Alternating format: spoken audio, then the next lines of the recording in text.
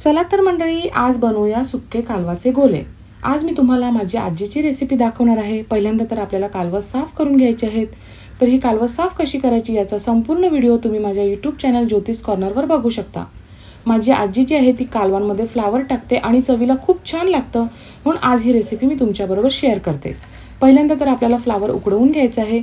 आता तव्यामध्ये घालायचं आहे तेल। तेल गरम झालं की त्याच्यामध्ये मिरची आणि कांदा घालायचा। कांदा छान ट्रान्सपरंट झाला की त्याच्यामध्ये आलं, लसूण, मिरची, कोथिंबीरची पेस्ट घालायची। ही छान परतवून घ्यायची। आता त्याच्यामध्ये घालायचं आहे बारीक चिरलेला टोमॅटो। टोमॅटो मऊ पडला की त्याच्यामध्ये पाव चमचा हळद आणि 2 चमचे आगरी मसाले घालायचे। हे जे मसाले आहेत ते माझे घरचे मसाले म्हणजे ज्योतिष मसाले आहेत। ते छान परतवून घ्यायचे। मसाल्यांचा छान असा घमघमाट सुटला की त्याच्यामध्ये कालवाचे गोले, उकडलेला फ्लावर, चवीनुसार मीठ आणि चिंच घालायची। आता हे सर्व छान मिक्स करून घ्यायचं आहे। फ्लावर तर ऑलरेडी शिजलेलाच आहे आणि कालवाचे गोले शिजायला जास्त वेळ लागत नाही। मंद आचेवर आपल्याला हे असंच ठेवून द्यायचं आहे। आता त्याच्यामध्ये घालायचं आहे खोबऱ्याचं वाटण। आता सुकं खोबरं मी भाजून त्याचं वाटण तयार केलं होतं, ते वाटण आणि गरम मसाला पावडर याच्यामध्ये घालायचं आहे। छान असं मिक्स करायचं आहे। 1 मिनिटं असंच ठेवून द्यायचं आहे। त्याच्यानंतर त्याच्यामध्ये घालायचे आहे बारीक चिरलेली कोथिंबीर।